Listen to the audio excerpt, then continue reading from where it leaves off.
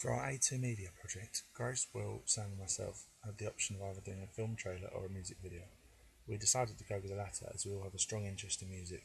and so we felt that we could transfer this enthusiasm into the project. We then also had to create a digipack of the album the song came from, as well as the website giving all the need-to-know information about the band. Through carrying out research into many different genres and many different music videos, we soon gained a greater understanding of the general forms and conventions of music videos, which proved to be priceless during the creation of our project. The genre we decided to choose in the end was alternative rock, as we felt it had a really strong and precise set of conventions,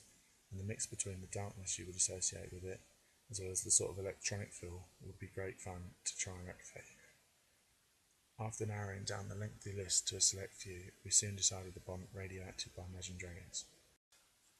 We came to this decision as when listening to it, we thought that there were limitless possibilities and types of shots and techniques to be used due to the edgy and techno feel to the song, as well as all really liking the song too, which would help us to be able to relate to the audience much more easily and hence producing a video which would capture the attention of its target audience. The next thing we went on to look at was the actual location we would choose to film at, as the setting would be key in ensuring the audience could immediately connect with the genre of music without any doubt. Also, we needed to know that there was plenty of space for all of the props, as well as the band members themselves, and also the availability of lighting and instruments were key factors we needed to bear in mind. The location was essential, as in all music videos it shows a direct link between the genre and the actual setting itself, as well as provide a connection with the lyrics. When researching into the settings used in alternative rock music videos, we often found that band performances would generally be shot inside a studio with a very dark setting, which matches that of the genre, and therefore when discussing with the group, we came to the conclusion that our location would need to meet this criteria.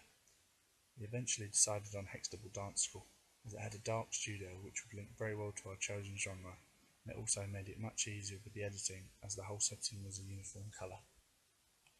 Another thing we realised when researching into the genre was that often for the most part of the video there is a band performance. However, it was clear that a narrative is also used in order to create a link between the music, the lyrics and the storyline, and therefore we chose to link these two types of film together to create a video with a band performance along with a hinted narrative to grasp the audience's attention and curiosity. We also ensured that we would share the screen time more between the band members, as in alternative rock, despite the lead singer having slightly more screen time, all of the band members are still considered pivotal to the success and therefore given sufficient screen time, and that's something we've looked to carry on into our project. We gave both our guitarists as well as our drummer equal screen time to emphasise their importance to the audience, with the lead singer gaining a slight advantage in terms of screen time simply because it is essentially captured actually singing to maintain the audience's gaze. Furthermore, due to this togetherness we see in the genre of alternative rock, we also tried to capture many shots which show the band as a whole to highlight the importance of each member to the audience. Another thing that we noticed through the research was that the most prolific shot used was the close-up of the lead singer, and so we tried to replicate this in our video to give it the authentic and realistic feel to it. When filming, we made sure that there was plenty of movement of the camera. When researching into videos within our chosen genre, we realised that the camera is never stationary, so that was one of our main objectives, to keep the camera moving as much as possible to give a frantic and on-edge feel to the whole video. Another thing we looked to include with our video was a wide array of shots, as we found out that within most alternative rock videos, a large range of shots are used to give the audience a view of each member of the band, due to the fact that within the genre, no one member is superior to the other. And this is something we have tried to capture through the inclusion of the range of shots, which I feel we have achieved well, and in achieving this, we've been able to make our videos seem much more realistic and authentic. After filming the rough cut, we was left feeling rather optimistic, as despite the poor quality of the video, we gained a much better understanding of what needed to be done in order to create a much more authentic video. The first thing we took from the rough cut was that some of the band members were not quite right for the style we was trying to achieve, and therefore we introduced two new members, and the inclusion of them we feel has really enhanced the authenticity of the video and made it relate so much better to the genre. Also, the change of setting was key in the change from the rough cut to the final cut, as the much darker setting once again helped us to be able to tie together the conventions of alternative rock into our video. Music drives the editing, and so when editing, we needed to ensure the transitions reflected that of the song. Therefore, on the chorus, when it's sped up, we used fast cut transitions to be able to reflect this to the audience. We also gave recognitions to the instruments through close-up shots, as we filmed just the instrument to emphasise the beat of the drum or the strum of the guitar, as in alternative rock, the instruments are vital to the edgy feel, and therefore, in order for us to capture this and make it much more authentic, we needed to ensure that we had plenty of close-ups for the instruments. We felt the editing was to a high standard, meeting the forms and conventions of the music video and hence making it much more realistic. To give it a more authentic feel, we added a music intro at the beginning to make it seem to the audience as if it had just come from a respective music channel, and hence making it look much more professional and authentic. Moving on to our ancillary task, for this we needed to construct a digipack and website to go with our music video. Both these elements had forms and conventions of their own that we needed to follow. For our digipack, we first looked at what features are usually seen on an album cover in order for us to gain a better understanding on how we could create a realistic looking album. Our main focus when analysing digipacks were the main photo, text and colour schemes, as all these three elements would express to the audience the type of genre it relates to. We soon began to realise that album covers from our genre of alternative rock tended to have a main image of some sort of pattern or a separate person who was not linked to the band in any way. The album covers were uniform in the fact that they all consistently displayed the song list on the back to convey the audience which songs were included on the album, and so this was something that we needed to ensure was included. As well as this, we needed to make sure that there was a uniformity in terms of colour font used throughout the digipack, as this would provide consistency and ensure that the audience knows that they are all related. By looking at specific album covers from our chosen genre by bands such as Fall Out Boy and Imagine Dragons, we realised that from the albums they had released prior, that the main image didn't have to be of the band, and we could be creative in using an image that would give the dark feel that we know as one of the main conventions of alternative rock. Imagine Dragons, with their two albums, used very imaginative and original images, which both had a nature type running through them,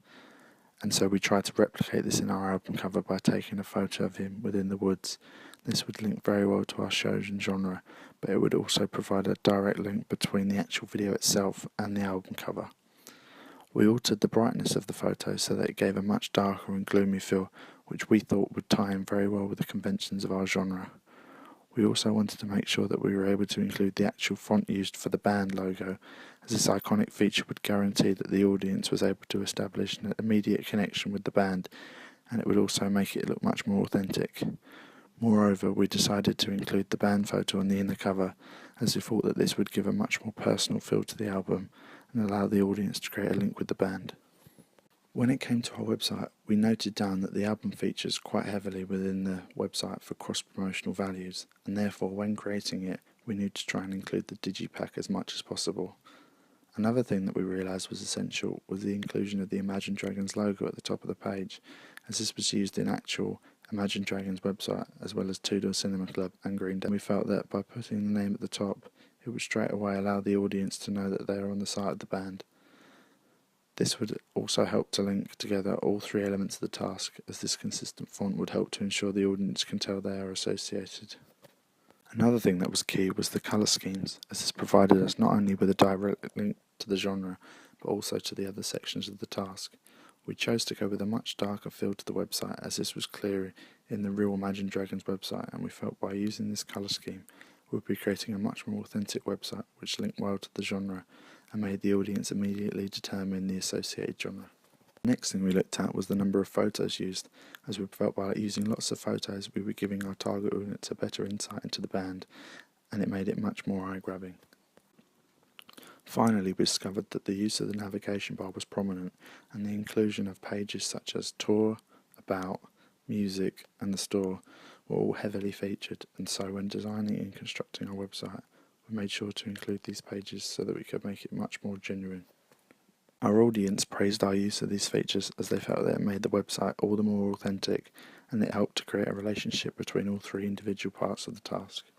We also included the social media links within our website, and we believe that by doing this we were able to make the whole piece much more realistic,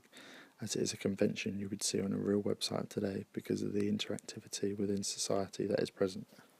We felt that overall there was a very strong link between both ancillary tasks, as the use of the colours as well as the main Imagine Dragons logo helped to express to the audience how both elements of the task complemented each other and were relatable in terms of the smaller details. And so, our media product does in fact use, develop and challenge the forms and conventions of real media products.